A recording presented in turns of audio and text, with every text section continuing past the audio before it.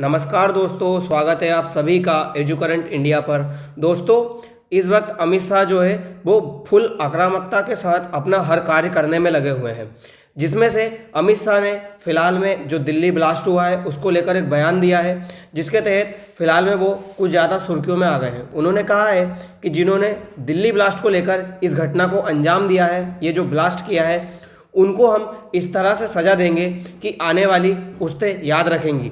दुनिया के लिए एक नाज़ीर बन जाएगा ये कि भारत जो है वो आतंकवाद को लेकर कितना सख्त है। मतलब इंडिया में आप आतंकवाद फैला नहीं सकते। इसी को लेकर आज अमित शाह ने ये बयान दिया है। इस बयान के बाद भारत की जो जनता है वो थोड़ा एक्साइटमेंट में आ गई। उनको लगने लगा कि हो सकता है अब पाकिस्तान के साथ कुछ हो जाए या पाकिस्तान के ऊपर अब हम हमला कर दें। तो ये सारी बातें चलने लगी है। अब हमला होगा या नहीं होगा ये बात की बात है, लेकिन अभी हम इस वीडियो में इस बात को लेकर पूरा एनालिसिस करेंगे कि किस तरह से अमित शाह की इस बात से अमेरिका को धक्का लगा है और अमेरिका की किस बात को लेकर भारत सरकार ने नामंजूरी दे दी है कि हमें आपकी कोई ज़रूरत नहीं है। तो आइए इस वीडियो में पूरा जानते हैं हम।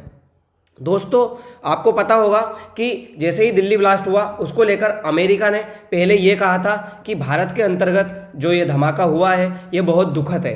मतलब अमेरिका ने इसको टेररिज्म नहीं माना था। उसके बाद जैसे ही ये पाकिस्तान में हुआ तो अमेरिका ने इसको टेरर अटैक मान लिया था। लेकिन अब अमेरिका की तरफ से जो उसके चीफ सेक्रेटरी है, जिनका नाम है मार्को रूबियो, उन्होंने अब एक नया बयान दिया है। उसमें उन्होंने कहा है कि जो दिल्ली ब्लास्ट हुआ है वो क्लियरली एक टेररिस्ट अटैक है। मतलब जो दिल्ली में अब ब्लास्ट हुआ था वो उन्होंने इस वक्त पे टेरर अटैक के रूप में मान लिया है। अब अमेरिका के बोल बदले हैं। उसके बाद अमेरिका ने भारत की तारीफ भी की है और भारत की तारीफ करते हुए अमेरिका ने ये कहा कि जो भारत है वो इस चीज़ को लेकर जो इन्वेस्टिगेशन कर रहा है वो बहुत ही तारीफ़ काबिल है। मतलब बहुत अच्छे तरीके से कर रहा है और भारत इस चीज़ में प्रोफेशनल है, वो अच्छी तरीके से कर सकता है। उसने कहा अगर भारत चाहे तो हम भारत की अच्छे तरीके से हेल्प भी कर सकते हैं। अगर भारत हमारी हेल्प लेना चाहे तो हम इस मामले में भारत की हेल्प कर सकते हैं, लेकिन जो भारत है उसको हमारी हेल्प की ज़रूरत नहीं पड़ेगी। भारत इस कार्य को बहुत अच्छे तरीके से कर सकता है। लेकिन जैसे ही मार्को रूबियो ने इस बात को कहा कि हम भारत की हेल्प करेंगे, तब भारत सरकार की तरफ से ये बयान गया कि नहीं, हमें आपकी हेल्प नहीं चाहिए। हम हमारे आंतरिक मामलों में किसी भी तरह से कुछ कार्य करना होगा तो हम खुद कर सकते हैं, इसके लिए हम सक्षम हैं। मतलब भारत सरकार ने अमेरिका को साफ मना कर दिया। ये दोस्तों अमेरिका के लिए एक सेटबैक की तरह माना जा रहा है, क्योंकि अमेरिका को कोई मना कर सके ऐसा हो नहीं सकता। लेकिन अब भारत, आपने देखा होगा कुछ दिनों से भारत अपने सारे स्टैंड खुद लेता है। मतलब कि अगर हमें क्या करना है, क्या नहीं करना है, कौन सी चीज़ें भारत को चर्चा में लेनी है या किस देश की हमें हेल्प लेनी है, किस देश के साथ हमें ट्रेड करना है नहीं करना है, ये भारत खुद अपने हिसाब से डिसीजन लेता है। वो तो अमेरिका है, उसने रसिया की कंपनियों पर सैंक्शंस लगा दिए। इस वजह से हमारी रिलायंस कंपनी उनसे तेल नहीं खरीद पा रही है, वरना हमने रसिया से तेल खरीदना किसी हाल में बंद नहीं किया था, चाहे अमेरिका ने कितना भी टैरिफ लगा दिया हो या कुछ भी लगा दिया हो। पर वो क्या है कि अब उसने उन कंपनियों पर ही सैंक्शंस लगा दिए, जिस वजह से भारत को जो रसिया से तेल है वो कम खरीदना पड़ रहा है। जब जैसे ही ये सब कार्य चल रहा था उसके बाद पता लगाया गया कि जो ये दिल्ली ब्लास्ट हुआ उसमें इन्होंने, जो आतंकवादी है, इन्होंने क्या किया था, इन्होंने इस तरह की 32 कार्स को अफोर्ड किया था कि 32 जगह पर हम ये कार बॉम्ब ब्लास्ट करेंगे और ये कार्य को अंजाम देंगे। लेकिन हमारी जो खुफिया एजेंसी है उसने उनके इस काम को रोक दिया। और ये जो घटना है ये कब करने वाले थे, ये 6 दिसंबर के दिन ये घटना को अंजाम देने वाले थे। अब 6 दिसंबर की तारीख ही क्यों चूज़ करी रही इन्होंने, क्योंकि 6 दिसंबर के दिन ही जो बाबरी मस्जिद है वो ढहाई गई थी।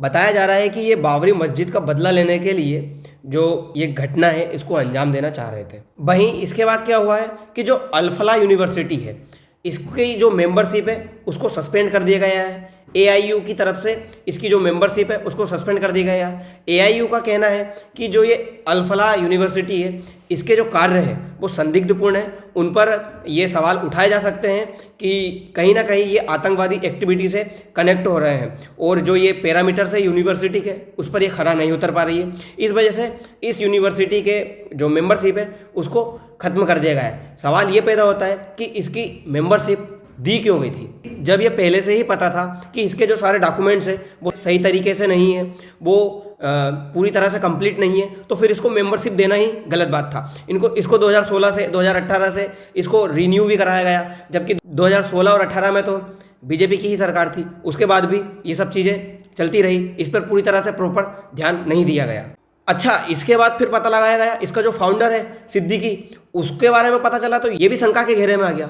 जी हाँ, क्योंकि इसने क्या है, इसने 7.5 करोड़ के आसपास की जो फंडिंग है वो गलत तरीके से जुटाई है इस यूनिवर्सिटी के नाम पे। ये रहने वाला है मध्य प्रदेश के महू का, इसका जन्म यहाँ पर हुआ था, और इसने क्या किया है, इस तरह की 9 फर्म से चला रहा है ये, जिनका कनेक्शन अल-फलाह यूनिवर्सिटी से ही है, और इसमें इसने 7.5 करोड़ के आसपास तो घोटाला कर दिया है। इस केस के चक्कर में ये जेल भी जाके आ चुका है, तो ये लंबे समय से इस तरह के काम कर रहा है। अभी फिलहाल में ये भागा हुआ है, इसको पकड़ने के लिए जो इन्वेस्टिगेशन है वो चल रही है। अब आगे देखते हैं इसका ये क्या होता है, ये कैसे पकड़ में आता है क्या नहीं।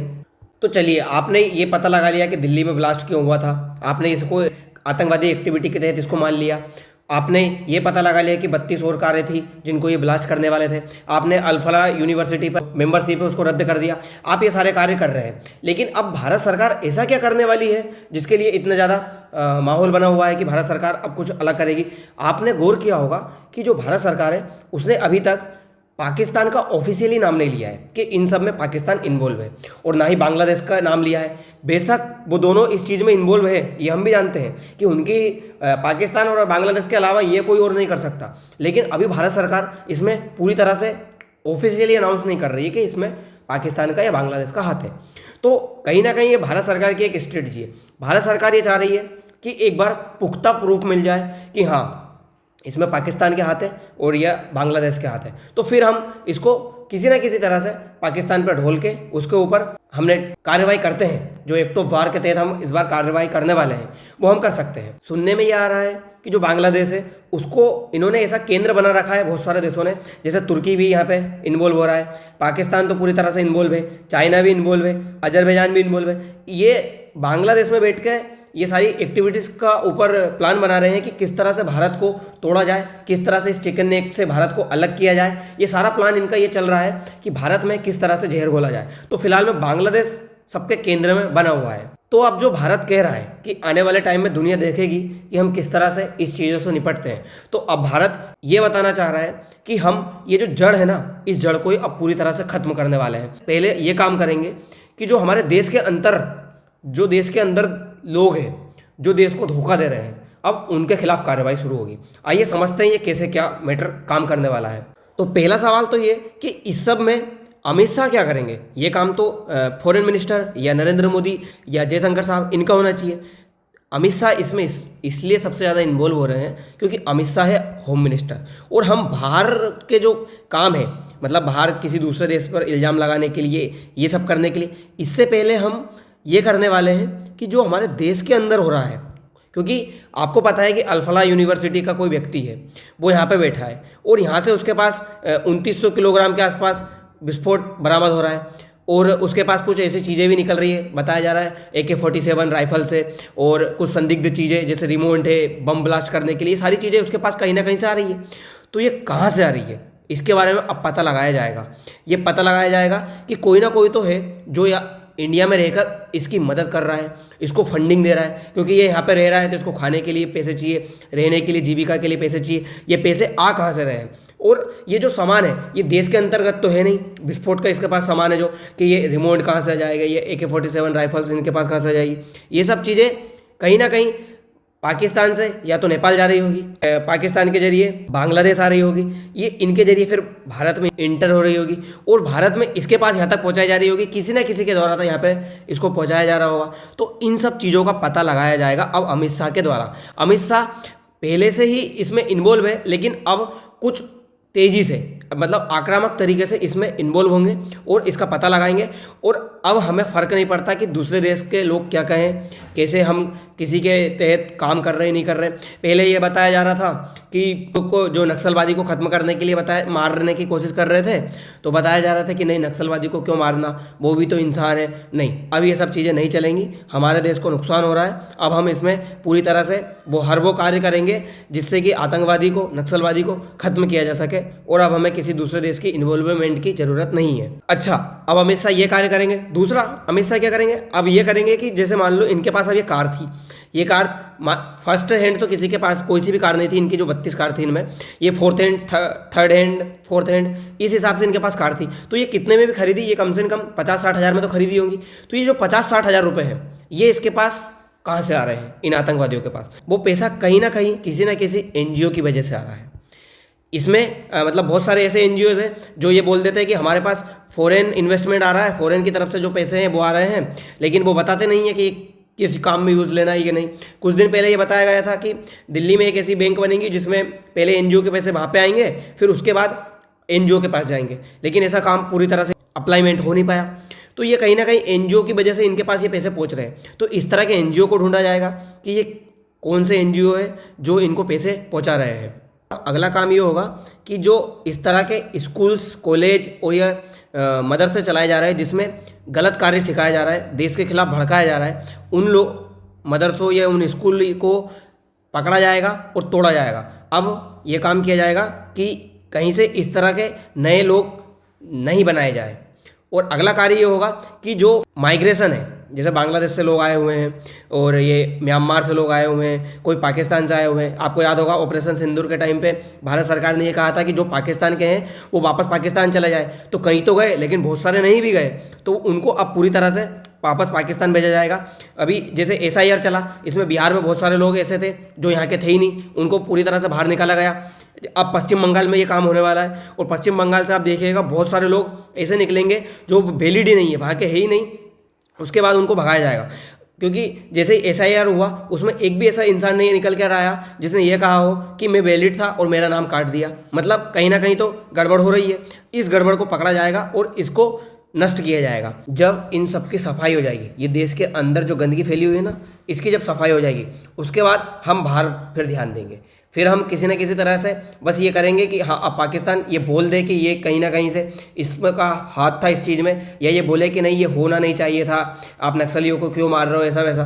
तो ये कहीं ना कहीं से बस एक बार सुराग मिले, फिर उसके बाद हम पाकिस्तान को या बाहरी जो बांग्लादेश है इनको, चाइना को, फिर हम बताते हैं कि क्या है। क्योंकि पहले हमें देश के अंदर जो गंदगी फैली हुई है उसको साफ करना होगा। वहीं आप ये अगला देखिए, जो दिल्ली ब्लास्ट से रिलेट है, उमर नब्बी, उसका जो घर है पुलवामा में, उस घर को अब पुलिस के द्वारा ब्लास्ट करके तोड़ दिया गया है। इस घर को क्या है, पूरी तरह से नष्ट कर दिया गया है। उनकी माँ के DNA से उनका DNA टेस्ट किया गया था, इसका उमर नब्बी का, और इसका DNA मिल गया तो हमने तोड़ दिया। हमें कोई मतलब नहीं है कि अब आप किस तरह से रह रहे हो, क्या दिक्कत जा रही है, नहीं, आपने गलत कार्य किया, आपको पूरी तरह से इसमें हम बिल्कुल नहीं छोड़ेंगे। और आपने एक चीज़ अब नोटिस की होगी कि बांग्लादेश में प्रोटेस्ट चल रहे हैं। बांग्लादेश में प्रोटेस्ट इसलिए चल रहे हैं कि जो शेख हसीना के अवामी लीग के समर्थक हैं वो अब इसमें उतर कर आ गए हैं। ये उतर के इसलिए आए क्योंकि 17 नवंबर को इनका वर्डिक्ट आने वाला है कि शेख हसीना पर जो प्रतिबंध लगाए गए हैं कि वो चुनाव नहीं लड़ सकती है, तो क्या वो प्रतिबंध रहेंगे या हटेंगे। इसको लेकर ये जो प्रोटेस्ट है ये चल रहा है। अब ये कयास ये लगाए जा रहे हैं कि जो प्रोटेस्ट चल रहा है इसको किसी के द्वारा करवाया जा रहा है। अब ये बांग्लादेश द्वारा करवाया जा रहा है या पाकिस्तान द्वारा करवाया जा रहा है, क्योंकि भारत में जैसी कोई एक्टिविटी होती है उस पर से ध्यान हटाने के लिए आस पड़ोसी देश में ऐसी सारी चीज़ें होने लगती है। तो ये कहीं ना कहीं जजमेंट लगाया जा रहा है कि ये किसी के द्वारा करवाया गया है कि ये प्रोटेस्ट चले। तो जो ध्यान है दिल्ली ब्लास्ट ये हुआ है, इस पर से दूसरे देशों का ध्यान हटे और इस पर ध्यान आए। अभी पता लगाया जाएगा आगे क्या क्या चीज़ें तार निकल कर आती है, क्या क्या कनेक्शन निकलता है इनका, ये सब चीज़ें आगे पता लगेंगी। तो दोस्तों फिलहाल के लिए इतना ही, मिलते हैं अगली वीडियो में। धन्यवाद।